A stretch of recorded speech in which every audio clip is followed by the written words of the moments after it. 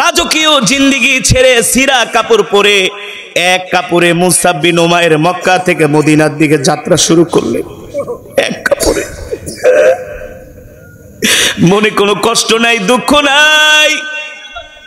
আল্লাহ নবীর দিকে তাকায়া মুস্কি হাসি দিয়া মদিনার দিকে যাত্রা শুরু করলেন। আল্লাহু আকবার। এবার তিনি মদিনায় যে মানুষদেরকে কোরআন শিখায়, সুবহানাল্লাহ। আল্লাহর নবী হিজরত করে যখন মদিনায় গেলেন, মুসআব বিন উমাইর বিশাল একটা কাফেলা নিয়ে আল্লাহর নবীর সাথে দেখা করলেন। আসলা একা, নিয়ে আসছো কত মানুষ সাথে করে, ওরা কারা?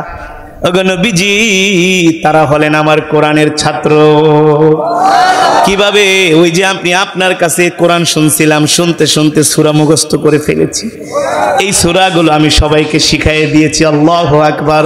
আল্লাহ নবী ডাক দিয়া বলে, সাহাবীরে, শিলা মূর্তি পূজক, সেখান থেকে আল্লাহ রাব্বুল আলামিন তোমাকে কোরআনের শিক্ষক বানায় দিছি। শুধু এখানেই শেষ নয় ও যুবক, শুধু এখানেই শেষ নয়। সাহাবীর কুরবানি ত্যাগ এখানেই শেষ নয় রে যুবক। তুমি একেবারে কি হয়ে গেছো? রাসূলের যে সাহাবীর কথা এখন বলবো, যার নাম হলো মুসআব বিন উমাইর। নাম কি? দেখতে একেবারে চেহারার ভিতরে আভিজাত্যের ছাপ, চেহারা পোশাকের মধ্যে আভিজাত্যের ছাপ। চেহারা দেখলেই বোঝা যায় অনেক বড় উঁচু বংশের, শিক্ষা যোগ্যতায় কোনো দিক দিয়া কম না। এই মুসআব বিন উমাইরের বাড়িতে আবু জেহেল গেছি, যায় বলে, মুসআব শোনো, তুমি আমাদের যুবকদের মধ্যে অন্যতম, তোমার শিক্ষা দীক্ষা, তোমার নেতৃত্ব আমাদেরকে মুগ্ধ করে। শোনো মুসআব, তুমি কবি স্বভাবের মানুষ, চিন্তাশীল মানুষ, তোমার কাছে আমরা একটা প্রস্তাব নিয়ে আসছি। মুসআব বিন উমাইর প্রশ্ন করে, আবু জেহেল, কি প্রস্তাব? আমরা তোমাকে যুবকদের আইডল মনে করি, আমরা তোমাকে মক্কার যুবকদের আইডল, তুমি যুবকদের নেতা, তোমাকে নিয়ে আমরা গর্ব করি, অহংকার করি। তুমি ভবিষ্যতে অনেক বড় হবে, তোমাকে আমাদের মক্কার যুবকরা মানে, ভালোবাসে। তুমি যেই দিকে যাও যুবকরা সেই দিকেই যায়। মুসআব বিন উমাইর বলে, আবু জেহেল, কি বলবেন বলেন আসল কথাটা। আবু জেহেল বলে, শোনো ভাতিজা মুসআব বিন উমাইর, আমরা তোমাকে নিয়ে বড় চিন্তায় আছি, টেনশনে আছি, পেরেশানিতে আছি। কি দরদ খায়া যায় আবু জেহেল্লার। দুষ্ট লোকের মিষ্টি কথা, দুষ্ট লোকের। মুসআব বিন উমাইর বলে, আবু জেহেল কি বলবেন বলেন। বলে, শোনো ভাতিজা, এত কথা বাড়ায় লাভ নাই, অল্প কথাই বলি। কি কথা? তুমি কিন্তু মুহাম্মদের ধারে কাছেও যাবা না। নাউজুবিল্লাহ বলে, কেন যাব না? বলে, মুহাম্মদ হুয়া কাযিব, সে একটা মিথ্যাবাদী। নাউজুবিল্লাহ। হুয়া মুহাম্মদ শায়ের, সে হলো কবি, বানায় বানায় কবিতা বলে আর কোরআন বইলা চালায় দেয়। বলেন নাউজুবিল্লাহ। হুয়া মুহাম্মদ হুয়া কাহিন, মুহাম্মদ হলো একটা গণক। কি গণক? কয় মুহাম্মদ তোমার মনের সব কথা বইলা দিতে পারে। আসলে কি নবীজি মনের কথা বলতে পারে নাকি? নবীজির কোনো কিছু গায়েবের খবর নবীজি জানে না, তার বলার কোনো ক্ষমতা নাই। আল্লাহ তাআলা কোরআনুল কারীমের মধ্যে বলেন, ওমা ইয়ান্তিকু আনিল হাওয়া ইন হুয়া ইল্লা ওয়াহয়ুন ইউহা। নবী, আপনি দুনিয়ার মানুষদেরকে বলে দেন, আপনি নিজের থেকে কিছু বানায়া বলেন না, আমি আল্লাহ ওহীর মাধ্যমে আপনাকে যা জানায় দেই আপনি তাই বলেন। ঠিক কিনা বলেন? তাই আপনি মানুষের সামনে প্রচার করেন। আল্লাহ তাআলা জিবরাইলের মাধ্যমে আল্লাহর নবীকে আল্লাহ তাআলা একটা আগেই জানায় দিত, হে জিবরাইল যাও, মক্কার কাফেরেরা আমার হাবিবকে মারার জন্য রাস্তায় দাঁড়ায় আছে অস্ত্র নিয়ে, আমার হাবিবকে বলো ওই পথ দিয়া না যায় অন্য পথ দিয়া বাড়িতে চলে যেতে। আল্লাহর নবী অন্য পথ দিয়া বাড়িতে চলে যেত। তার মানে সে গণক। আসলে কি আল্লাহর নবী জানেন? আল্লাহর নবীকে জানানো হয়েছে, জিবরাইলের মাধ্যমে জানানো হয়েছে। এই কারণে ওরা আমার নবীকে গণক বলতো, গণক, জাদুকর বলতো। বলেন নাউজুবিল্লাহ। আমার নবীর কথার প্রভাবে মানুষ আকর্ষিত হতো, মক্কার যুবকরা নবীর জন্য পাগল হয়ে যেত। ঠিক কিনা বলেন? আবু জেহেল বলে, মুসআব শোনো, তুমি মুহাম্মাদের ধারে কাছেও যাবা না, মুহাম্মাদের কাছে গেলে তোমাকে জাদু করে ফেলবে, মুহাম্মাদের কবিতা শুনলে তুমি পাগল হয়ে যাবা। মুহাম্মদ হলো একটা মিথ্যাবাদী, বলেন নাউজুবিল্লাহ। মুসআব বিন উমাইরকে শাসায় ঠাসায় আবু জেহেল চলে গেছে। মুসআব বিন উমাইর ছিলেন যুবক মানুষ, শিক্ষিত মানুষ, সুশিক্ষিত মানুষ, ভদ্র যুবক। মনে মনে চিন্তা করে, আবু জেহেল আমাকে মুহাম্মাদের বিরুদ্ধে এক গাদা মিথ্যা কথা বললো নাকি, এটা তো আমাকে যাচাই করার দরকার, কারণ শিক্ষিত মানুষ তো, ঠিক কিনা বলেন? মুসআব বিন উমাইর ঘরে শুয়ে শুয়ে চিন্তা করে, আসলে যে লোকটার বিরুদ্ধে এত কিছু প্রোপাগান্ডা মিথ্যা ছড়ালো নাকি সত্য, এটা তো আমাকে জাস্টিফাই করা দরকার। আবু জেহেলের কথা শুনে আমাকে ঘরে বসে থাকলে হবে না। আল্লাহর নবী সাহাবীদেরকে জাবালে আবু কুবাইসের কাছে বসে সাহাবীদেরকে কোরআনের দর্শ দিতেন, কোরআনের বয়ান করতেন, কোরআনের তেলাওয়াত করতেন। আল্লাহর নবীর সামনে সাহাবীরা শুনতেন। মুসআব বিন উমাইর বলে, আমি একদিন সন্ধ্যার সময় ঘর থেকে বের হলাম আল্লাহর নবীর জবানে কোরআন শোনার জন্য। জোরে বলেন সুবহানাল্লাহ। মুসআব বিন উমাইর বলে, আমি একদিন আল্লাহর পয়গম্বরের মজমায় গেলাম কোরআন শোনার জন্য। আমি দূর থেকে দাঁড়িয়ে দাঁড়িয়ে আল্লাহর পয়গম্বর মুহাম্মদ সাল্লাল্লাহু আলাইহি ওয়াসাল্লামের জবানে কোরআন শুনতেছি, কোরআনের বয়ান শুনতেছি। যত শুনি ততই আমি মুগ্ধ হই, যতই শুনি ততই আমি ইসলামের প্রতি আমার দরদ বেড়ে যায়। আল্লাহু আকবার। মুসআব বিন উমাইর একদিন না, 2 দিন না, 3 দিন আল্লাহর নবীর কোরআন শুনতে গেলেন। সুবহানাল্লাহ। হঠাৎ করে নবীজির চোখের নজর পড়ে গেল মুসআব বিন উমাইরের দিকে। আল্লাহর নবী ডাক দিলেন, চল ইয়া শাবাব, এ যুবক আমার কাছে আসো। কি তোমার নাম? কি তোমার বাবার নাম? বলে, আমার নাম হলো মুসআব বিন উমাইর। আল্লাহর নবী বলে, আমি তো তোমার বাবাকে চিনি, তোমার বাবা তো হলো মক্কার অনেক বড় ব্যবসায়ী। বলে, হ্যাঁ ঠিকই চিনছেন, তুমি তো অনেক সম্ভ্রান্ত পরিবারের একজন যুবক। বলে, নবীজি আপনি ঠিকই চিনছেন আমাকে। ওগো মুহাম্মদ, তো তুমি আমার মজমায় কেন আসো? বলে, আমার বাড়িতে আবু জেহেল যায়া আপনার বিরুদ্ধে অনেক কিছু বলছে, এটা আমি প্রমাণ করার জন্য আসছি যে আবু জেহেল যা বলছে আসলে তা সত্য কিনা। আল্লাহ নবী মুস্কি হাসি দিয়া বলে, আবু জেহেল আমার নামে কি বলছে? বলে, শুধু আবু জেহেল না, আবু লাহাব বলছে, ওলীদ ইবনে মুগীরা বলছে, সব শয়তানগুলো আমার বাড়িতে গেছে, যাই আপনার নামে এক গাদা মিথ্যা কথা বানায় বলছে। আপনি নাকি বানায়া বানায়া কবিতা বলে, কোরআন বলে চালায় দেন। আল্লাহ নবী মুস্কি হাসি দিয়া বলে, ও যুবক, তুমি তো আমার কোরআন শুনেছ, তোমার কাছে কি মনে হয়েছে আমি কি বানিয়ে বানিয়ে কবিতা বলি নাকি? মুসআব বিন উমাইর বলে, আল্লাহি রাব্বিল কাবা, ওগো আল্লাহর নবী, আমি আপনার জবানে কোরআন শুনে আমার কাছে উপলব্ধি হয়েছে, কারণ আমিও একজন শিক্ষিত মানুষ, আমিও একজন কবি স্বভাবের মানুষ, কিন্তু আপনার কোরআন তেলাওয়াত শুনে আমার কাছে মনে হয়েছে এটা পৃথিবীর কোনো কবির কাব্য নয়, এটা হলো আল্লাহর জবানের কালাম। আর আপনি কবি না, আপনি হলেন নবী। নারায়ে তাকবীর। আল কোরআনের আলো, ইসলামী মহাসম্মেলন। আল্লাহর নবী ডাক দিয়া বলে, যুবক, তাহলে আমাকে তোমার কি মনে হয়? মুসআব বিন উমাইর বলে, গো আল্লাহর নবী,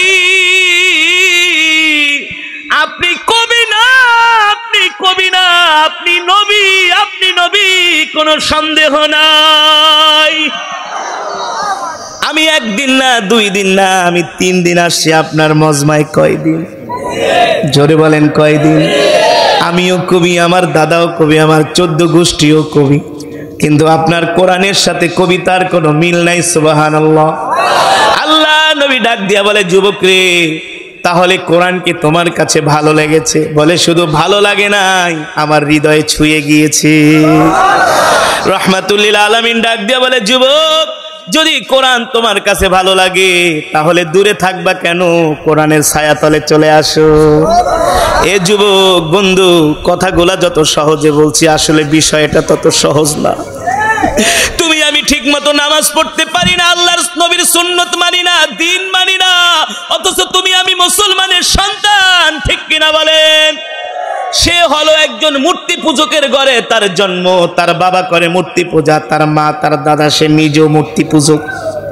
এমন একজন কাফের মূর্তি পূজক আল্লাহর নবীর সামনে যুবক দাঁড়ানো। নবীজি বলে, যুবক রে, যদি তুমি কোরআনকে ভালোবাসো দূরে থাকবা কে? আসো আসো, কোরআনের ছায়া তলে আসো। আল্লাহর নবী বলে, যুবক আমি তোমাকে এখন একটা প্রস্তাব দিব, তুমি কি আমার প্রস্তাব মেনে নিবা কিনা? মুসআব বিন উমাইর বলে, গো আল্লাহর নবী, আপনি সত্য নবী, কোনো সন্দেহ নাই, আপনি আমাকে প্রস্তাব দেন। আপনার প্রস্তাব মানার জন্য আমি সাহসী যুবকের কাতারে শামিল হব।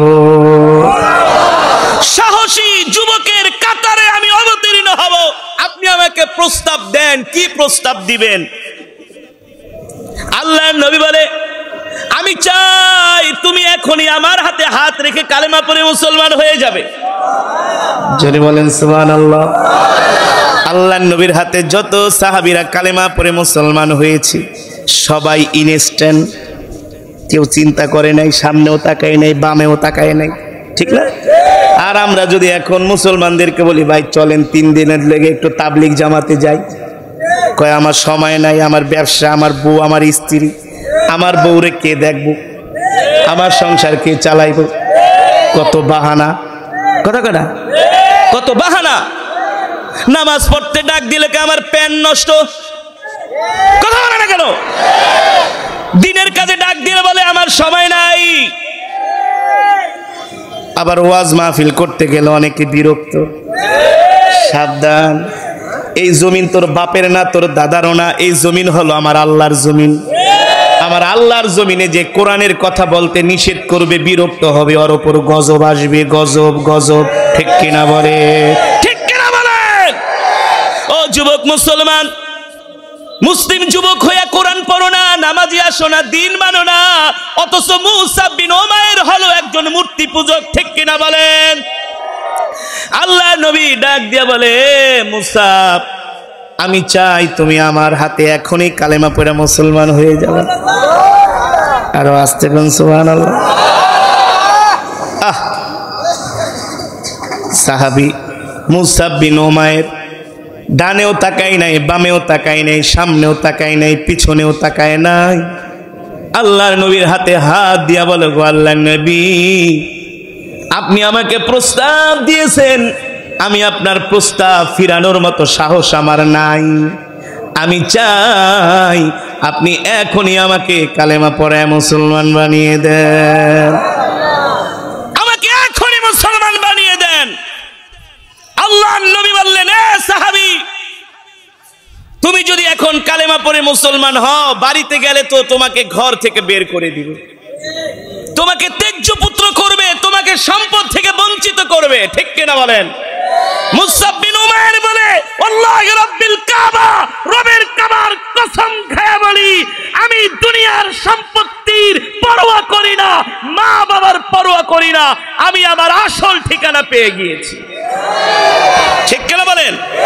আপনি আমাকে এখনই কালেমা পড়িয়ে মুসলমান বানিয়ে দেন। আল্লাহর নবী মুসআব বিন উমাইরকে কালেমা পড়িয়ে মুসলমান বানায় দিলেন। সুবহানাল্লাহ। সাহাবীরা সাহাবীকে মুসআব বিন উমাইরকে বুকে জড়ায় নিলেন। এবার মুসআব বিন উমাইর বলে, গো আল্লাহর নবী, আপনি আমাকে দোয়া করে দেন, আমি বাড়িতে যাব, আমি আমার এই ইসলাম ধর্ম গ্রহণের কথা গোপন রাখবো না, আমি প্রকাশ করে দেব, ঠিক কিনা বলেন? এ গরু খাওয়া মুসলমান, একটু দাড়ি রাখলে কিছু মানুষ খোসা দেয়, মিয়া দাড়ি রাখছো এই বয়সে, তোমার এদিকে চাচার মতন দেখা যায়, নানার মতো দেখা যায়, সেলুনে যায় কয় খুরডা ল না, দাড়িটা ছোট কর, মাঝে মাঝে দেহি বড়, আবার দেহি উদাও। ভাই হুজুর দাড়িটা রাখছিলাম খুব শখ কইরা, ঘরে গেলে বউ কয় তোমার কোনো হানে যেতে পারি না, না যেতে পারি গায়ে হলুদে, না যেতে পারি কোনো ড্যান্স ক্লাবে, না যেতে পারি কোনো নাচ গানে, সবাই তোমারে চাচা চাচা কয়। একটু খোঁচা মারছে, দাড়ি শেষ, একটু নামাজ পড়লে কয় মিয়া তুমি তো পুরো পাক্কা মোল্লা হয়ে গেছো। এক যুবক, মুসলমান যুবক, এই কথাগুলো দুঃখ নিয়ে বলছি। আল্লাহ রাসূলের সাহাবী মুসআব বিন উমাইর বলে, গো আল্লাহর নবী, আমাকে দোয়া করে দেন, আমি আমার মায়ের কাছে, বাবার কাছে, পরিবারের কাছে আমি আমার ইসলাম ধর্মের কথা ইসলাম ধর্ম গ্রহণের কথা আমি তাদেরকে যে বলে দিব। আমি আমার পরিবারকেও ইসলামের দিকে, দ্বীনের দিকে দাওয়াত দিব। আল্লাহ নবী দোয়া করে দিলেন। নবীজি ডাক দিয়ে বলেন, মুসাব শোনো, তুমি নিজেকে তৈয়ার রাখো, প্রস্তুত রাখো। তুমি যে এক আল্লাহর প্রতি ঈমান এনেছো, এখন তোমার উপর কিন্তু অত্যাচার হবে, নির্যাতন হবে, জুলুম হবে, ঠিক কিনা বলেন? তোমার উপরে অত্যাচারের স্টিমরোলার চালানো হবে। মুসা বিন উমাইর বলো, গো আল্লাহর নবী, যতই অত্যাচার, নির্যাতন, জুলুম আমার উপর করা হোক না কেন, ইসলাম থেকে এক চুল পরিমাণ দূরে সরে যাব না।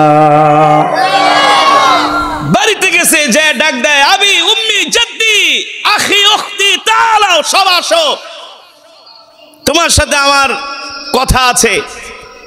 মা ডাক দিয়া, বাবা ডাক দিয়া বলে, কি এভাবে ডাকছো, কারণ কি? বলে, শোনো মা, আজ থেকে আমাকে আর মূর্তি পূজার জন্য ডাকবা না। আল্লাহু আকবার। বাবা, আমাকে আর কখনো মূর্তি পূজার জন্য ডাকবা না। মা কান্না করে দিছে, বাবা কান্না করে, বলো কি হয়েছে তোমার? বলে, আমি আল্লাহর পয়গম্বর মুহাম্মদ সাল্লাল্লাহু আলাইহি সাল্লামের হাতে হাত রেখে আমি কালেমা পড়ে মুসলমান হয়ে গিয়েছি। আমার আল্লাহ এক। কয়জন? কুল হুয়াল্লাহু আহাদ। আমাদের রব কয়জন? আমাদের রব একজন, ঠিক কিনা বলেন? আমরা এক রবের গোলামি করি, এক রবের কদমে সেজদা দেই।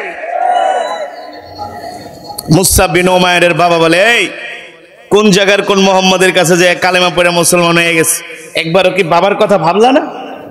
মা ডাক দিয়ে বলে, এটা কি করেছো? একবারও কি মায়ের কথা ভাবলা না, যেই মা তোমাকে 10 মাস 10 দিন গর্ভে ধারণ করেছে? মুসা বিন উমাইর বলে, মা তোমাকে ভালোবাসি, বাবা তোমাকে ভালোবাসি, কোনো সন্দেহ নাই, কিন্তু তোমার চেয়েও, মার চেয়েও আমি আমার আল্লাহর নবীকে জীবনের চাইতেও বেশি ভালোবাসি। তোমাদেরকে ছেড়ে দিতে পারবো, নবীকে ছাড়তে পারবো না, ঠিক কিনা বলেন?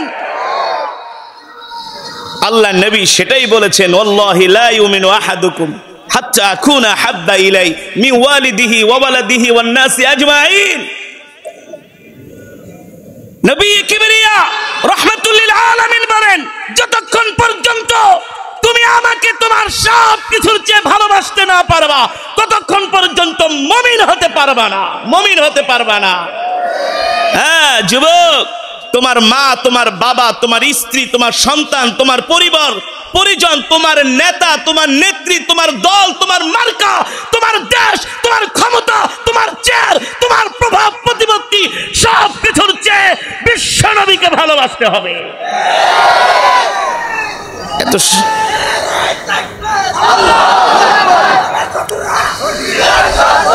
এত সোজা না, জান্নাত পাওয়া এত সোজা না, মুমিন হওয়া এত সোজা না, ঠিক কিনা বলেন? ইসলামের উপর অটল অবিচল থাকা এত সোজা না। আল্লাহ রাসূলের সাহাবীরা দ্বীনের জন্য কত কষ্ট করেছে। এক যুদ্ধ থেকে আরেক যুদ্ধে যাবে, এখনো ঘা শুকায় নাই, ঘা সেই কাঁচা ঘা নিয়ে আবার যুদ্ধের ময়দানে চলে গেছে। আমার নবী 63 বছর জিন্দিগিতে 27 বার, কয়বার? 27 বার সশরীরে যুদ্ধের ময়দানে কমান্ডিং এর দায়িত্ব পালন করেছেন। 27টা যুদ্ধে আল্লাহর নবী নিজে সরাসরি নেতৃত্ব দিয়েছেন, সরাসরি। সাহাবীরা এক যুদ্ধ থেকে আরেক যুদ্ধ থেকে আইসা ক্লান্ত পরিশ্রান্ত, একটু বিশ্রাম নিবে সেই সময়ও নাই, আবার আরেক যুদ্ধের জন্য অস্ত্র নিয়ে দৌড়। আর আমাদেরকে একটু দিনের কাজে ডাকলে দূর, আর কত করুম, আর পারি। আল্লাহর নবী সাহাবীকে জড়িয়ে ধরলেন, আদর করলেন, সাহাবীর জন্য দোয়া করলেন, আর বললেন, এ সাহাবীরা তাকায় দেখো, আমার মুসাব ইসলামের জন্য, দ্বীনের জন্য কত ত্যাগ স্বীকার করেছে, কত নির্যাতন জুলুম সহ্য করেছে, ইসলাম ছেড়ে দেয় নাই, দ্বীন ছেড়ে দেয় নাই। আল্লাহর নবী সাহাবীদেরকে নির্দেশ দিলেন, তাকে গোসল করাও, খাওয়াও, ভালো জামা পরিধান করিয়ে দাও। রাহমাতুল লিল আলামিন ডাক দিয়া বলে, এ মুসা বিন উমাইর শোনো, মক্কা তোমার জন্য এখন নিরাপদ না, তুমি মক্কা থেকে, আল্লাহর নবী যখন মক্কা থেকে হিজরত করে মদিনায় আসলেন, মক্কার কাফেররা তারা মদিনায় হামলা করার চক্রান্ত করলো। ১৫০০ কাফের নিয়ে মক্কার কাফেররা তারা মদিনায় হামলা করবে। এইখানেও যুবক, দেখো আল্লাহর নবী যুবকদেরকে কত ভালোবাসে। যখন মক্কার কাফেরেরা মদিনায় হামলা করবে, আল্লাহর নবী সর্বপ্রথম যুবকদেরকে জিজ্ঞেস করলেন, ও যুবকরা শোনো, মক্কার কাফেরেরা তারা মদিনায় হামলা করবে, আমরা কিভাবে যুদ্ধটা করতে পারি? যুবকদের হইল রক্ত গরম আগে থেকে। যুবকরা বলতেছে, নবীজি যদি মক্কার কাফেরেরা মদিনায় হামলা করে, আমরা ওদের সাথে যায়া ময়দানে সরাসরি খেলবো, খোলা মাঠে। কোন জায়গায়? খোলা মাঠে। এই যে উহুদের ময়দান, মদিনাতুল মুনাওয়ারা থেকে 5 কিলো দূরে উহুদের ময়দান। বলে আমরা সেখানে যায়া খেলবো। এটা উহুদ যুদ্ধের ঘটনা বলছি, যে নবীজি যুবকদেরকে কতটা ভালোবাসে। আর কপাল পরা যুবক নবীজিরে ভালো না বাইসা ওরা এখন নায়িকা গায়িকা খেলোয়াড়দেরকে ভালোবাসে। কে? রাহমাতুল লিল আলামিন। তিনি কে? কলিজার টুকরা বিশ্ব নবী, যার জন্য পাগল হয়ে সাহাবী ঘর বাড়ি পরিবার ছাইরা কালেমা পড়ে মুসলমান হয়ে গেছে, ঠিক না? নবীজি সাহাবীদেরকে বলেন, এই কিভাবে যুদ্ধ করা যায়? যুবক সাহাবীরা দাঁড়ায় বলে, ওগো আল্লাহর নবী, আমরা উহুদের ময়দানে গিয়ে সরাসরি কাফেরদের সাথে যুদ্ধ করব, ময়দানে, খোলা ময়দানে। এবার আল্লাহর নবী প্রবীণ মুরব্বী সাহাবীদেরকে ডাক দিলেন, আপনারা বলেন কিভাবে যুদ্ধ করব? বলে, নবীজি আমাদের পরামর্শ হলো আমরা মদিনার শহরের মধ্যে থেকে যুদ্ধ করব, আমরা শহরের বাইরে যাব না। মক্কার কাফেররা যদি আমাদের উপরে হামলা করে, আমরা মদিনার উঁচু উঁচু দালান থেকে, ঘর থেকে, বিল্ডিং থেকে উঁচু উঁচু টিলা বানায়া সেখান থেকে আমরা ওদের উপর তীর নিক্ষেপ করব। আবার যুদ্ধ করার জন্য রসদপত্র দরকার, আমাদের মা বোনরা আমাদেরকে খাবার দাবার দেওয়া সহযোগিতা করবে। এটা ছিল প্রবীণ মুরব্বী সাহাবীদের মতামত। তো আল্লাহর নবীর কাছে মুরব্বী সাহাবীদের মতামতই আল্লাহর নবী কাছে ভালো লেগেছে। কিন্তু যুবকরা যে পাগল, তারা যায় যুদ্ধ করবে খোলা ময়দানে। তো যুবকদের কথা রক্ষা করতে যায় আল্লাহর নবী যুবকদের কথাই রাখছে, যে ঠিক আছে চলো আমরা খোলা ময়দানে যুদ্ধ করব। নবীজি ঘরে যে তিনি যুদ্ধের পোশাক পরে রণসাজে সজ্জিত হয়ে বের হয়েছে। এই কোন নবীর উম্মত আমরা? সুবহানাল্লাহ। আল্লাহর নবী আল্লাহ ছাড়া কারো সামনে মাথা নত করে নাই। যুদ্ধের পোশাক পরে বীর বিক্রমে আমার নবী বের হয়েছে, চলো। এখন যুবক সাহাবীরা বুঝতে পারলো যে এই আল্লাহর নবী কিন্তু আমাদের পিড়াপিড়িতেই খোলা ময়দানে যুদ্ধ করতে যাইতেছে। কিন্তু মুরব্বী সাহাবীদের পরামর্শটাই নবীজির কাছে ভালো লাগছে বেশি, আমরা বুঝতে পারতেছি। চলো এখন যে নবীজিকে আমরা অনুরোধ করে যে নবীজি, আল্লাহর নবী মুরব্বী প্রবীণ সাহাবীরা যেই মতামত দিয়েছে আমরা সেটা এখন মেনে নিচ্ছি। আল্লাহর নবী বলে, না, পয়গম্বর যখন যুদ্ধের সাজে সজ্জিত হয় এই যুদ্ধের পোশাক খোলা যায় না, ঠিক কিনা বলেন? যুদ্ধের ফলাফল, যুদ্ধের বিজয় অস্ত্র দিয়া সৈন্য দিয়া হয় না, যুদ্ধের বিজয়ের ফয়সালা হয় আসমান থেকে। করছে কে? আসমান থেকে। যুদ্ধের ময়দানে বের হয়ে গেলেন। সকালবেলা যুদ্ধ শুরু হয়ে গেল। এক আঘাতে মক্কার কাফেররা ছিন্ন ভিন্ন হয়ে গেল, এক আঘাতে। ওদের আর অস্তিত্ব নাই। ওরা মাইর খায়া উহুদ পাহাড়ের পিছন দিক দিয়ে একেবারে মক্কার দিকে দৌড় শুরু করছে। সকাল থেকে সন্ধ্যা পর্যন্ত হয়ে যায়, মক্কার কাফেররা আর ফিরে আসে না, এক মাইর খায়া দৌড়। আল্লাহ নবী সাহাবীদেরকে পাহারায় নিযুক্ত করছে, যুদ্ধের জয় পরাজয় যাই হোক আমার নির্দেশ ছাড়া তোমরা এই পাহারার স্থান ত্যাগ করবা না। কিন্তু সন্ধ্যা হয়ে যাচ্ছে, এখনো ওরা আসে না। তো কিছু সাহাবীরা গনিমতের মাল সংগ্রহ করা শুরু করেছে। যখন মক্কার কাফেরেরা প্রথম স্টেপে তারা পরাজয় বরণ করলো, তখন তারা উহুদ পাহাড় থেকে অনেক দূরে যে তারা আবার সংঘবদ্ধ হয়ে খালিদ ইবনুল ওয়ালিদের নেতৃত্বে আবার তারা পিছন দিক থেকে হামলা করলেন। এই সময় মুসলমানরা অনেকে গনিমতের মাল টোকানে ব্যস্ত, অনেকে মনে করছে ওরা আর আসবে না, চলে গেছে। অতর্কিত হামলা করার কারণে সাহাবীরা কিছুটা বিপর্যস্ত হয়ে গেছে। তো ওই কাফেররা আল্লাহর নবীকে টার্গেট করে তারা আগাইতেছে নবীজির উপরে হামলা করার জন্য। মুসআব বিন উমাইর, ওই যে রাসূলের সাহাবী, কে মুসআব বিন, সে দেখলো যে মক্কার কাফেরেরা যেভাবে নবীজির দিকে তেড়ে আসছে, যদি তারা নবীজিকে একা পায়া নবীর উপরে তীর বর্ষা নিক্ষেপ করে চতুর্মুখী, তাহলে তো আল্লাহর নবী শহীদ হয়ে যাবে, সব শেষ। তিনি একটা কৌশল আঁকলেন যে আমি মক্কার কাফেরদের এমন এমন কথা বইলা ওদেরকে বিরক্ত করব যাতে নবীজির থেকে নজর আমার দিকে ওদের ফিরে আসে, নবীজির দিকে যাতে ওদের নজর না যায়, ওদের মনোনিবেশ যাতে আমার দিকে ফিরে আসে। এই কারণে তিনি মক্কার বড় বড় লিডারদের বাবার মার নাম, কারণ সবাইকে সে চিনে, এই আমি মুসআব বিন উমাইর, বাবার মায়ের দুধ খেয়ে থাকলে আমার সাথে লড়াই কর, আগে আমার সাথে মোকাবেলা কর। এটার কৌশলের মানে হলো এই দিক দিয়া কাফেরদেরকে সে ট্যাকেল দিবে, ওই দিক দিয়ে আবার সাহাবীরা সংঘবদ্ধ হবে, নবীজিকে চতুর্দিক দিয়া বেষ্টন করবে।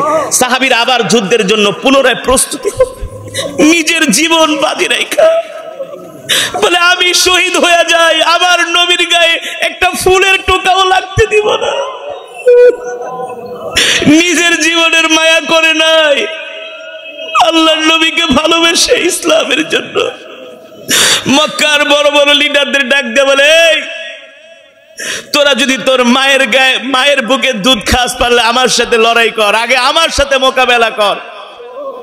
চতুর্দিক থেকে মুসআব বিন উমাইরকে মক্কার কাফেরেরা তীর বর্ষা নিক্ষেপ করতে লাগলে।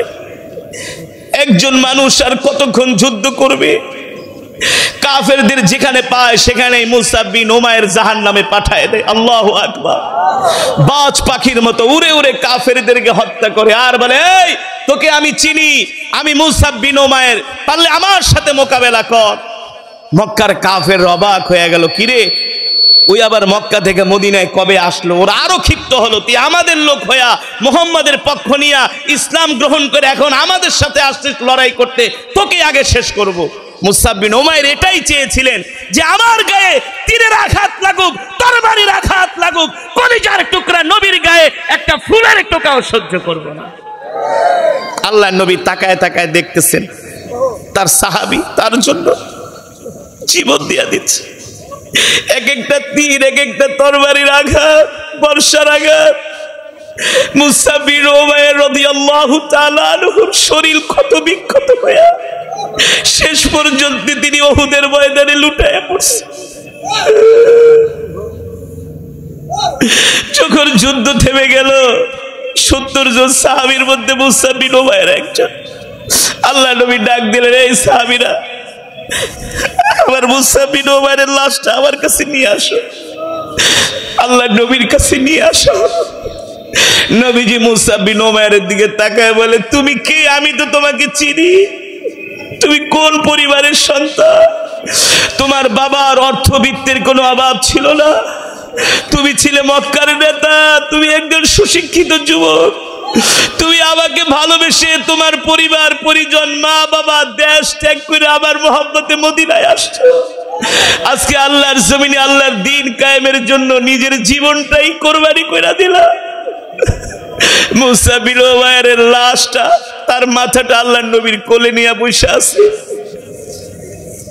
আল্লাহর নবী সাহাবীর লাশ নিয়ে কান্না করতেছে, আর আসমান থেকে একদল হুর আইসা বলতেছে, গো আল্লাহর নবী, আমাদের কাছে মুসআব বিন উমাইরের লাশটা দিয়া দেন, আমরা তাকে ভেস্তে নিয়ে জান্নাতের পানি দিয়া গোসল করাবো। আল্লাহু আকবার। জোরে বলুন আল্লাহু আকবার। মুসআব বিন উমাইর রাদিয়াল্লাহু তাআলা আনহুকে আল্লাহর নবী নিজের হাতে সেই উহুদের ময়দানে তাকে দাফন করেছে।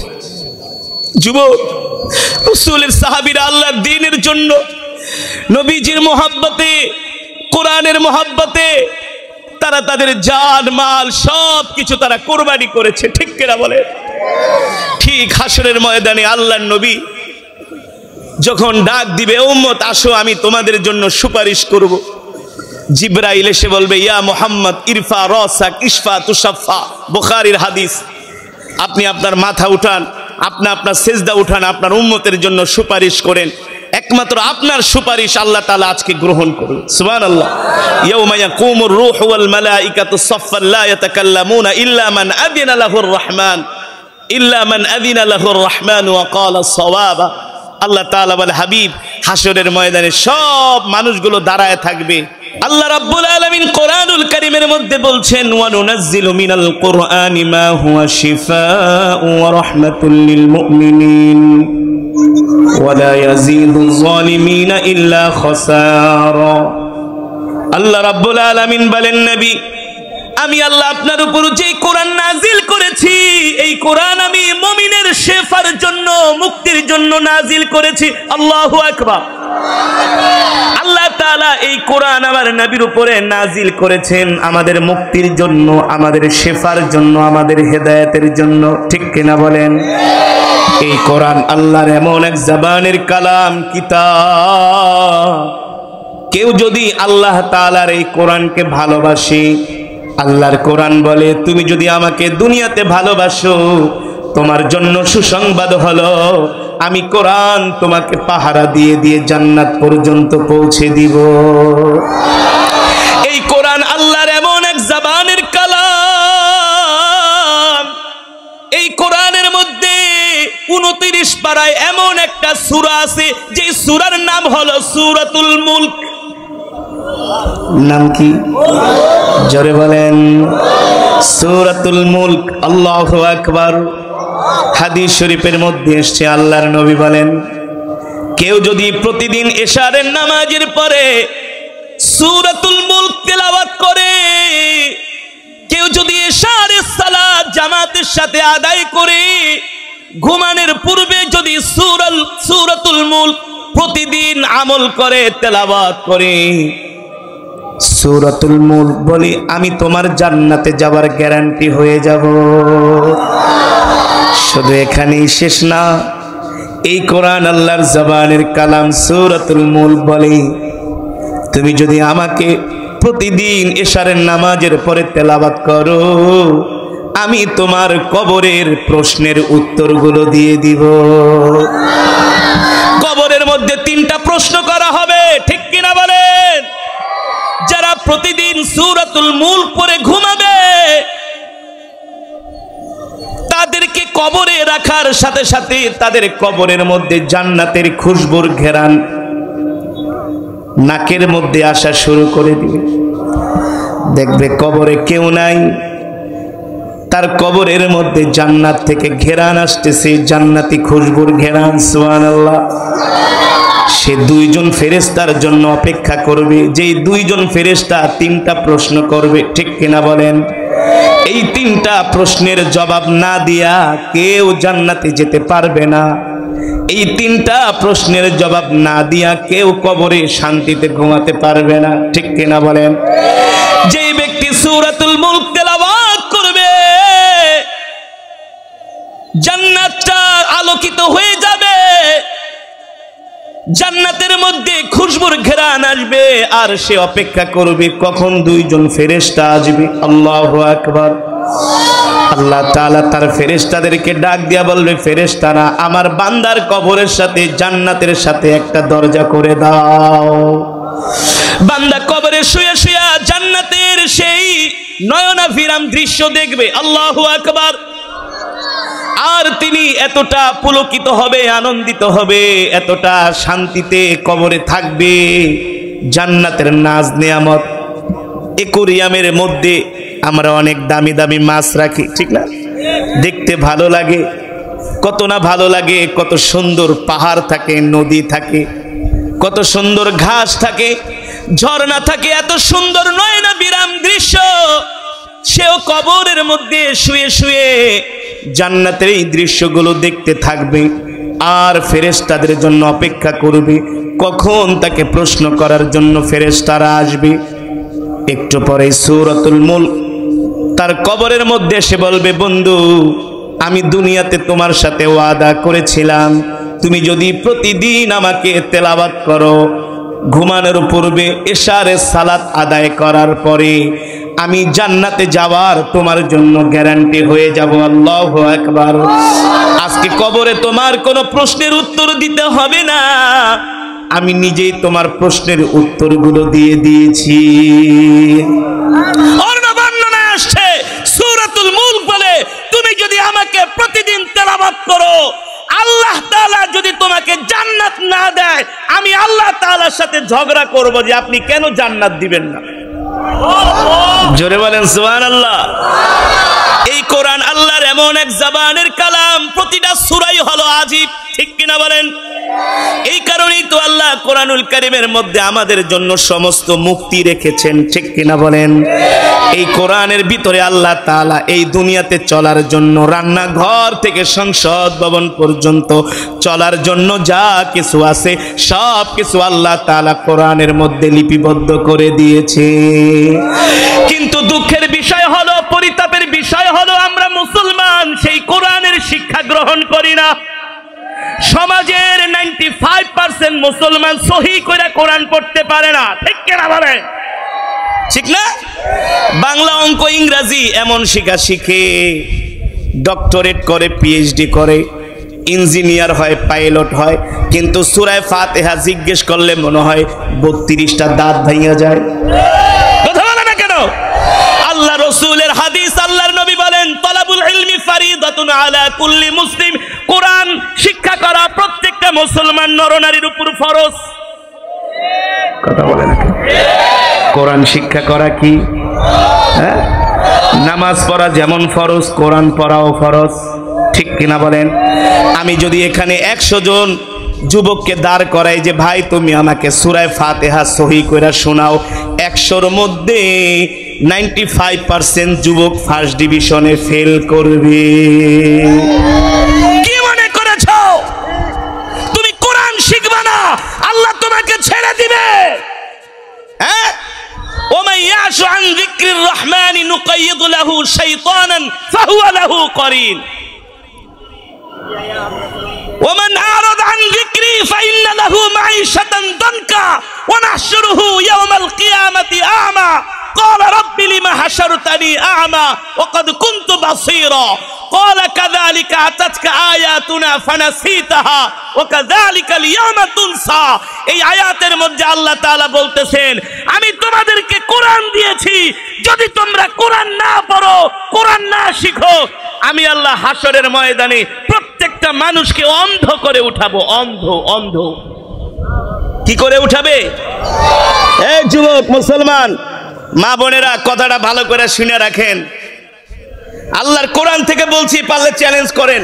আল্লাহ নিজে বলছেন, আমি তোমাদেরকে যে কোরআন দিয়েছি, আমার এই কোরআনের তেলাওয়াত, এই জিকির যদি না করো,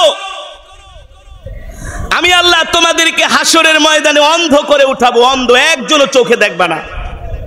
তখন আল্লাহ তাআলার কাছে প্রশ্ন করবে, আল্লাহ দুনিয়াতে তো আমাদের চোখ ছিল, চোখে দেখতাম, এখন আমরা অন্ধ কেন, চোখে দেখি না কেন? আল্লাহ বলবে, কোরআন, এই চোখ দিছিলাম তোদেরকে আমার কোরআন শিখার জন্য, ঠিক কিনা বলেন? আলাম নাজআল লাহু আইনাইন, আমাদের চোখ কয়টা? কোরআনে আছে কি আছে না? নাইকা? আলাম নাজআল লাহু আইনাইন, আল্লাহ আইনুন, এক চোখের কথা বলেন নাই, আল্লাহ বলছে আইনাইন, দুইটা চোখ। কয়টা? ওয়া লিসানা ওয়া শাফাতাইন, আল্লাহ বলে দুইটা ঠোঁট দিছি, একটা জিহ্বা দিছি। সুবহানাল্লাহ বলবেন না?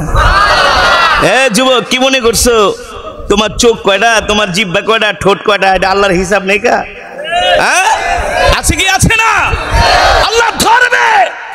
এই চোখ দিয়া কোরআন না শিখা, 3-4 ঘন্টা লাগায়া আইপিএল বিপিএল ক্রিকেট দেখছো স্যার, রান গনছো, রান ফেরেশতাও গয়না গয়না পিটাইবে।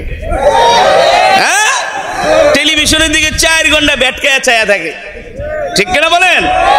রাত 3টা বাজে ফোন দেয়, বন্ধু আহো আজকে আর্জেন্টিনার খেলা আছে।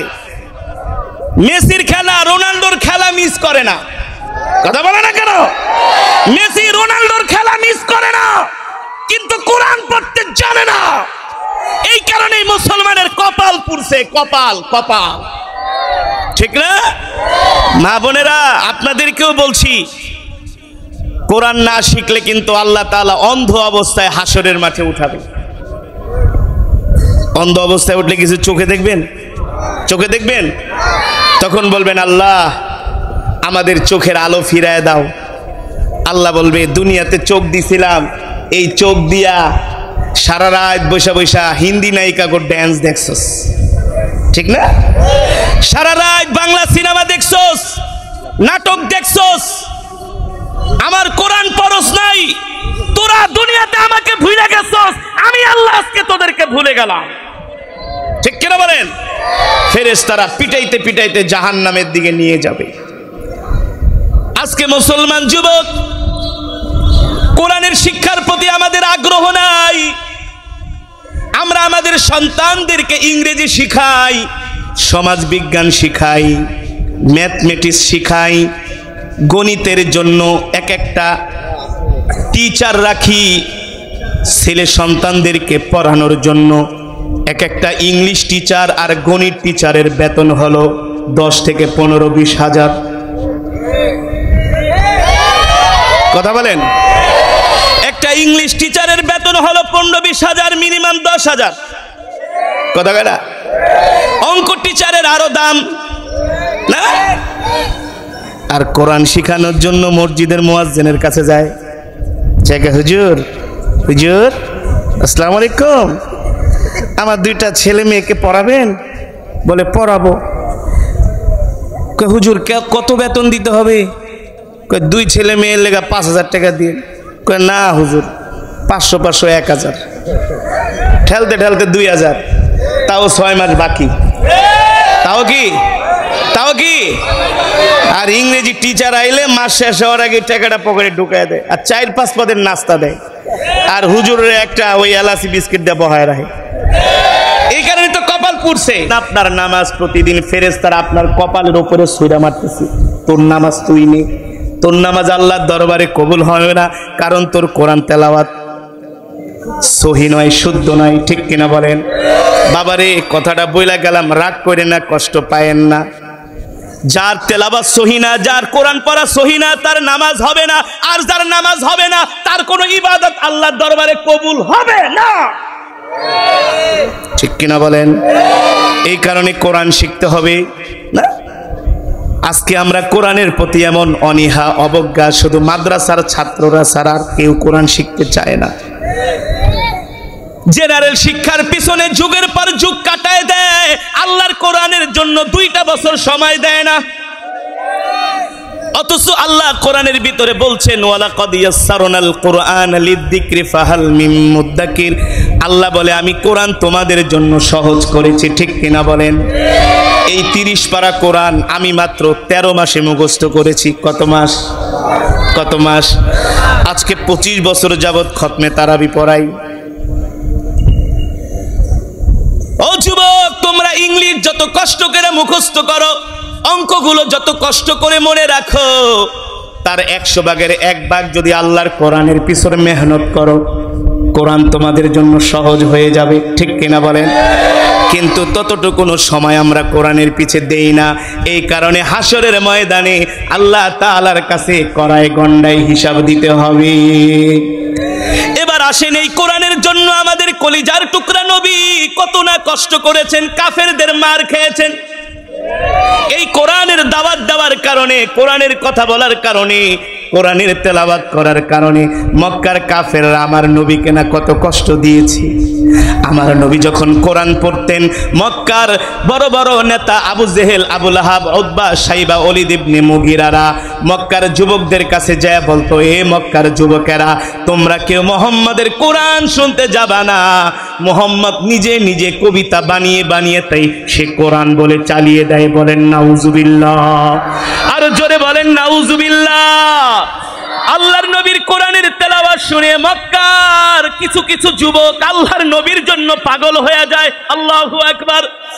তারা কালেমা পড়ে মুসলমান হয়ে যায়। মক্কার কাফেরেরা এমন কোন ষড়যন্ত্র নাই, চক্রান্ত নাই, তারা কোরআনের বিরুদ্ধে করে নাই,